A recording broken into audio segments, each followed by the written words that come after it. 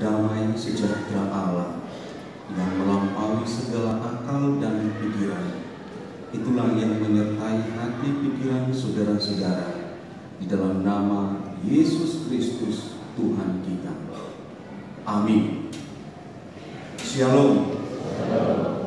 Di hari Minggu ini Tuhan menyapa kita melalui firman-Nya yang tertulis di Injil Lukas pasal 10 ayat 38 hingga ayat yang ke-42. Dengarkanlah firman Tuhan. Maria dan Marta. Ketika Yesus dan murid-muridnya dalam perjalanan, tibalah ia di sebuah kampung. Seorang perempuan yang bernama Marta menerima dia di rumahnya. Perempuan itu mempunyai seorang saudara yang bernama Maria.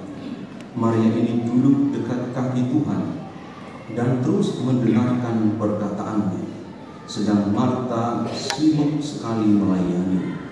Ia mendekati Yesus dan berkata, "Tuhan, tidakkah engkau peduli bahwa saudaraku membiarkan aku melayani seorang diri? Suruhlah dia membantu aku." Tetapi Tuhan menjawabnya, "Marta, Marta, engkau khawatir dan menyusahkan diri dengan banyak perkara, tetapi hanya satu saja yang perlu. Maria telah memilih bagian yang terbaik, dan yang tidak akan diambil daripadanya." Demikian firman Tuhan. Saudara-saudara yang dikasihi Tuhan Allah, waktu adalah anugerah. Waktu adalah kehidupan. Waktu tidak dapat dimalingkan dan tidak dapat digantikan. Oleh karena itu, orang yang menyia-nyiakan waktu berarti menyia-nyiakan kehidupan. Dan setiap kita hendaknya memakai waktu yang berharga itu untuk memuji, memuliakan Tuhan. Di dalam Alkitab ada 3 yang bisa kita lihat mengenai waktu itu. Pertama disebut yaitu kronos. Kronos dalam arti yaitu waktu yang terus berjalan, detik, menit, jam, hari, bulan, tahun, dan seterusnya. Secara kronologis, kronos, dia berjalan. Kemudian yang kedua yaitu kairos, yaitu bagaimana kita melihat ada waktu-waktu khusus, momentum, dan setiap waktu khusus itu hendaknya kita pakai menjadi sebuah kesempatan yang mungkin sulit untuk terulang kembali lagi. Inilah dia yang disebut dengan kairos. Sedangkan yang ketiga yaitu aion, yaitu waktu yang lama sekali tanpa batas, bisa disebut dari penciptaan dan hingga nanti hari kiamat. Inilah 3 waktu itu, dan kita sedang berjalan di waktu itu. Saudara-saudara, banyak orang yang mungkin memiliki jam yang mahal, tetapi tidak banyak orang yang memiliki kesempatan yang berharga. Untuk itu bagaimana memaknai kesempatan itu, setiap detik itu berharga. Mungkin kita bisa tanya orang-orang yang selamat dari kecelakaan, ternyata hitungan detik. Atau juga orang yang selamat baru-baru ini di Prancis bekas bom yang ada di Nice itu, orang yang selamat. Dan juga para pelari yang hitungan detik juga, mereka menghitung itu sangat berharga. Dan mungkin kita juga semua hitungan detik kita tanya bahwa itu sangat berharga. Maria dan Marta memakai waktu itu. Mereka 2 saudara. Ternyata walaupun bersaudara, berbeda menyikapi dalam hal-hal tertentu. Baik itu Yakub dengan Esau, Kain dengan Habel, dan Yusuf dan saudara-saudaranya, bahkan hari ini Maria dengan Marta. Yesus datang ke rumah mereka. Ini sebuah kesempatan, waktu yang berharga, jarang terjadi. Ternyata mereka menyikapinya dengan berbeda. Marta sibuk sekali ya dengan kesibukannya seperti biasa, rutinitas mereka. Memasak di dapur, kemudian mungkin juga mencuci pakaian, menyiapkan ini dan itu dan sebagainya. Tentu Maria juga melakukan hal yang sama setiap hari, pasti itu. Makanya nanti di sini Marta mengatakan, biarlah juga saudaraku itu membantu aku. Tetapi ketika Yesus datang ke rumahnya, dia tidak pakai waktu itu untuk memasak, beres-beres dan sebagainya. Dia duduk dekat kaki Yesus. Dia mendengar firman Tuhan. Dia mendengar ajaran dari Yesus. Dia damai, dia tenang dengan suasana itu. Dia pakai itu waktu yang berharga itu untuk yaitu membuat ada hal yang luar biasa dari dalam dirinya. Nah, saudara-saudara, sebelum kita jauh melihat tentang Maria dan Marta ini, sebenarnya kedua-duanya sama baiknya. Marta beres-beres di dapur, begitu juga Maria yang mengambil tempat di kaki Yesus. Semuanya berjalan dengan baik. Hanya saja saat Marta menegur dan juga Marta yang mulai merasakan ada sesuatu hal yang tidak tepat menurut dia, maka dia mulai berteriak. Oleh karena itu, Marta ini adalah tipe orang yang pekerja keras, tipe orang yang benar-benar dia hidup di dalam ritme hidupnya, sungguh-sungguh melihat harus dikerjakan dengan baik dan seterusnya. Tapi saudara-saudara, ternyata ada hal yang berharga, ada hal yang prioritas, ada hal yang utama, dan Maria memilih itu, yaitu dia duduk di kaki Tuhan Yesus. Saudara-saudara, rutinitas yang dilakukan oleh Marta, kita juga hidup di dalamnya. Kita juga melakukan itu semua. Dan rutinitas itu menjadi sebuah bagian dari spiritualitas. Dan tidak ada yang salah. Sebagai contoh ya, itu disebut rute. Rutinitas rute. Ada perjalanan. Contoh kalau kita dari Jakarta ke Yogyakarta, maka ada sekitar 443 km. Jadi rute itu harus kita jalani. Rutinitas itu harus kita jalani. Begitu. Atau anak kita yang lahir kecil dan kemudian dia besar sampai umur 17 tahun dan saat ini acara pelepasan dari sekolah minggu ke remaja ke Naposo Gunung. Ada di situ rute yang harus kita jalani. Kita harus kasih makan, kita harus kasih minum. Dan kalau kita berhenti, maka akan berhenti juga nanti, tidak sampai kepada tujuan. Jadi rute itu harus kita jalani, rutinitas itu harus kita jalani. Itu tidak disalahkan oleh Yesus, dan kita harus jalani itu, saudara-saudara. Perjalanan hidup keluarga dari kita menikah sampai nanti kakek tua.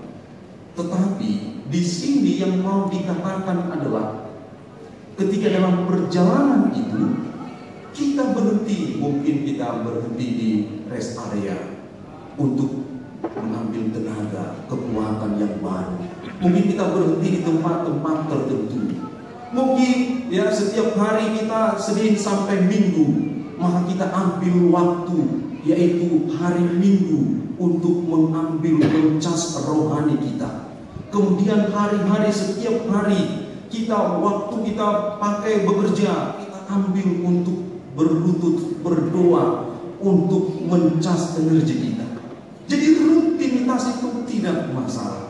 Yang menjadi persoalan yaitu kalau itu menjadi rutinitas yaitu menjadi seperti mesin, menjadi seperti yaitu hal yang tanpa ada makna, tanpa ada roh, itu yang salah.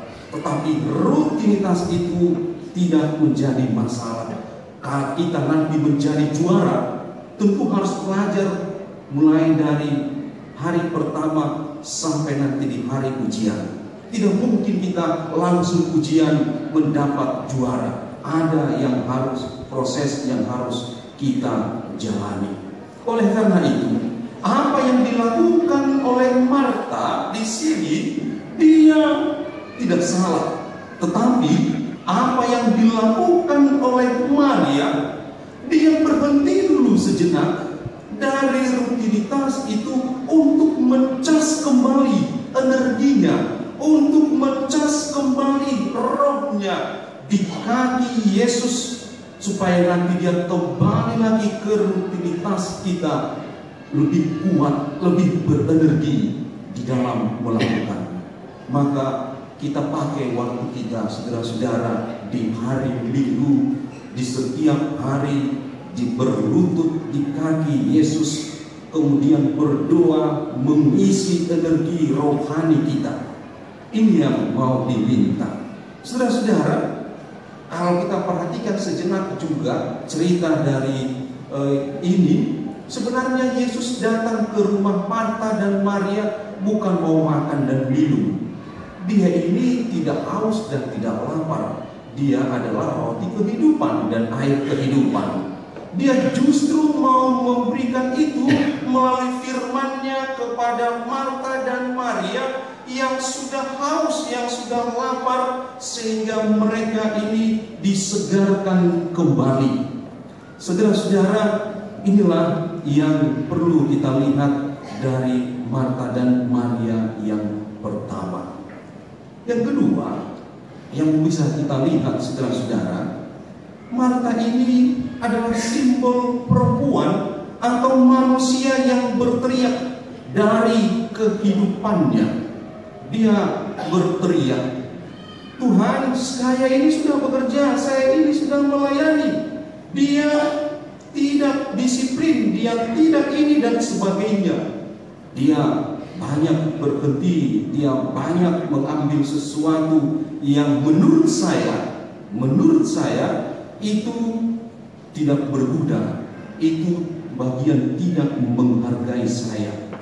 Maka memang Marta ini adalah tipe pekerja keras, banyak melakukan hal yang baik dan sebagainya. Tetapi saudara-saudara, kalau kita lakukan itu di luar Tuhan, ternyata, atau kita pun manusia, ketika kita lakukan itu setiap hari, kita bisa tiba menjadi orang yang stres, orang yang gampang marah, orang yang merasa sendiri, orang yang merasa bahwa aku ini menjadi orang yang tertinggal, terasing. Dia bisa marah. Makanya ketika dilihatnya Maria itu, dia marah. Oleh karena itu, ketika kita sudah tiba di sini, maka kita bisa kehilangan prioritas ini. Ketika kita menghadapi persoalan ini, maka kita bisa kehilangan arah tujuan kita. Untuk itu, Maria mengambil duduk di kaki Yesus. Dia memberikan waktu sehingga jelaslah prioritas hidupnya, arahnya. Dan nanti ketika dia kembali nanti ke dalam hidupnya sehari-hari, dia jelas mau kemana aku. Dan dia tidak lagi dikuasai oleh rutinitas itu, tapi dia menjadi orang yang bisa menguasai semuanya. Dia bisa menaklukkan itu semuanya. Dan ada yang menafsirkan juga, yaitu mengenai Marta ini. Marta ini menganggap bahwa ketika Yesus datang, dia mau menampilkan dirinya super, dia mau menampilkan dirinya hebat, dia mau menampilkan kekudusannya dan sebagainya. Kalau para teolog mengatakan dia melakukan hukum Taurat, bahwa inilah aku, itulah dan sebagainya, dia sibuk dengan berbagai hal, tetapi justru ketika dilakukan oleh Maria itu capek, pulang dulu aja orang nindai mana alami gabe porsea mai mana. Satu-satunya keselamatan itu, Mesias itu adalah Kristus Yesus yang datang ke rumahku. Oleh karena itu hidupnya tidak lagi dikuasai oleh hukum Taurat, tetapi iman percaya kepada Yesus Kristus. Inilah yang sangat penting kita lihat dari firman Tuhan. Kalau kita lihat dalam kehidupan kita sehari-hari, Amang Inang selalu sibuk di dalam kehidupan sehari-hari bekerja, bisa juga dua-duanya bekerja. Bahkan di Jakarta sulit sekali memakai atau melihat waktu yang tepat bagi anak-anak atau juga bagi suami dengan istri dan sebagainya, sehingga bisa tidak lagi cas, yaitu keharmonisan antara suami dengan istri, keluarga, orang tua bersama anak-anaknya. Saat ini apalagi momen liburan ditambah dengan hari raya Idul Fitri, banyak sekali saya lihat memakai waktu untuk liburan. Saya pikir ini juga momen yang indah untuk mengharmoniskan, untuk menjalin komunikasi antara suami istri, orang tua bersama anak-anaknya. Dan kalau kita lihat sekarang demam Pokemon, ya, banyak sekali positif negatifnya, di sana sini banyak diberitakan. Tetapi ada orang tua yang memakai ini untuk menjalin komunikasi bersama anaknya ini. Mereka bermain game online bersama bersama anaknya dengan anaknya ini. Saya rasa itu tidak salah, ya. Tetapi kalau itu yang menjadi dikuasai, kalau sampai kepada kecanduan, mungkin itu pasti salah. Tetapi kalau itu bisa ditaklukkan hanya untuk menjalin komunikasi ayah bersama anaknya yang sudah mungkin sudah lama tidak terjalin, anaknya ini suka, oke, kita mainkan itu, tetapi habis itu kita berhenti, kita berbincang-bincang lagi. Saya pikir itu baik. Tetapi kalau sampai kecanduan, saya pikir itu menjadi berbahaya. Dan orang tua pun harus melihat juga apa yang sangat berkembang di masyarakat kepada anak-anak. Kita harus belajar juga. Kita mungkin orang tua tidak mengerti apa itu Pokemon, saya juga tidak mengerti, tetapi begitu banyak yang luar biasa, sampai ada yang pergi ke Bogor, pergi bermain itu, pergi ke sana sini dan lain sebagainya.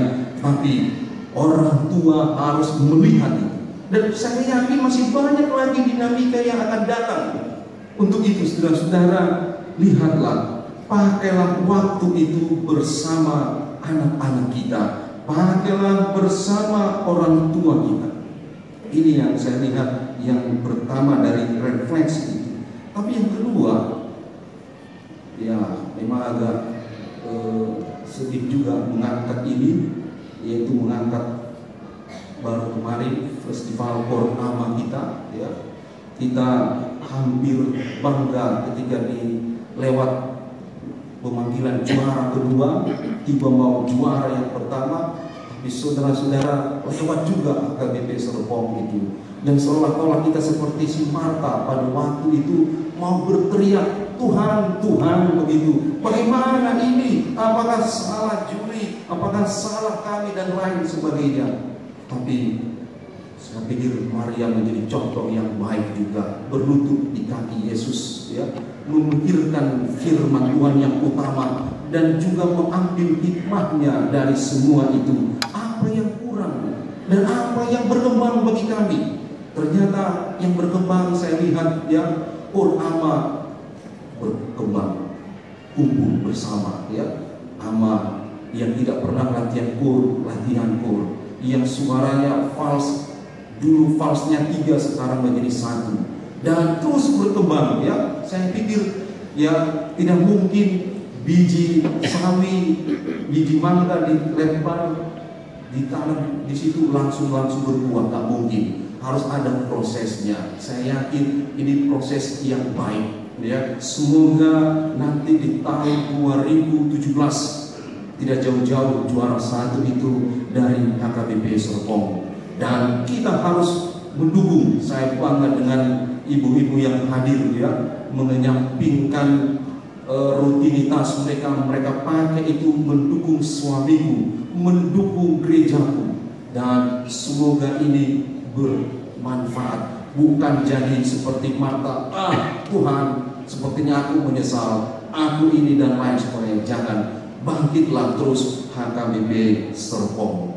Nah, saudara-saudara yang dikasihi Tuhan, yang indah lagi yang bisa kita lihat, kalau bola di tangan si Michael Jordan, kalau ditandatangani, ada tanda tangannya, itu nilainya mahal bola itu. Atau ya si Ronaldo mungkin ada bola juga ditandatangani, itu bisa mahal, ya. Dan mungkin juga kalau ada ya orang-orang hebat ditandatangani buku itu buku menjadi mahal harganya. Padahal ya kalau kita beli dari toko itu ya biasa harganya. Nah, yang mau saya katakan dari sini adalah semuanya itu menjadi istimewa, menjadi berharga, tergantung di tangan siapa dia. Begitu, di tangan siapa. Nah, sekarang Yesus datang ke rumah Maria dan Marta.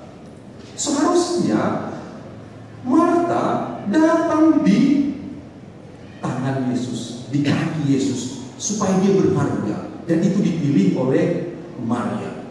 Dia merasa hebat, dia merasa super, dia merasa juara 1 dari Maria ketika dia luar biasa bekerja di dapur itu, dan salahlah yang dilakukan oleh Maria itu.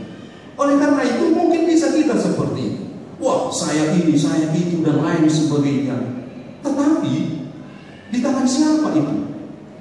Oleh karena itu Maria benar, dia letakkan semuanya yang dia lakukan itu di kaki Yesus, dan menjadi berharga sekali. Kita juga, saudara-saudara, mari kita letakkan pekerjaan kita, apapun itu, dan mungkin juga cita-cita kita dan anak-anak yang kita kasihi sekarang, yang kita titip, yang Tuhan titipkan bagi kita.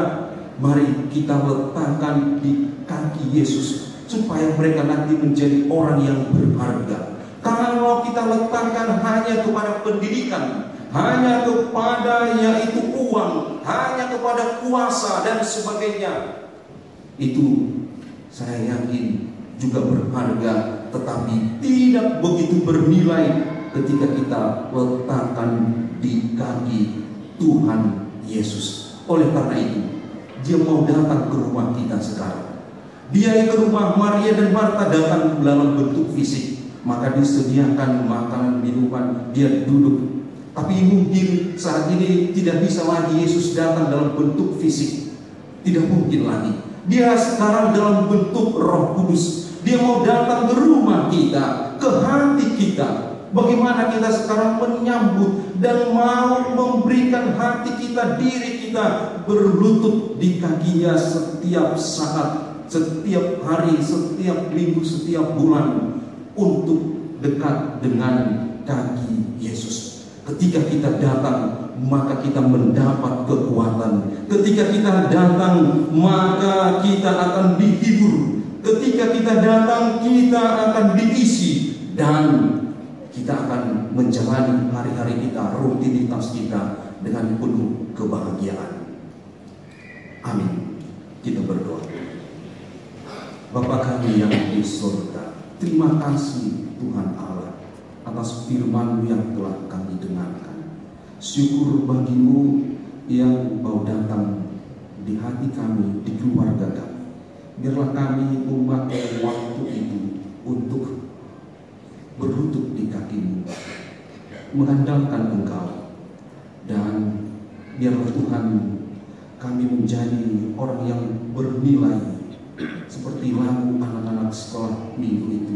Kami menjadi istimewa karena ada di dekat kaki-Mu. Berkati seluruh jemaat-Mu Tuhan.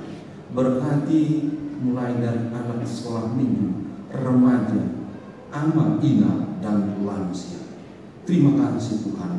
Sembuhkan yang sakit, hiburkan yang berduka, dan kuatkan mereka yang tengah berada di dalam pergumulan hidup mereka. Ampuni kami Tuhan dari dosa kesalahan kami. Dalam nama Yesus Kristus kami berdoa. Amin.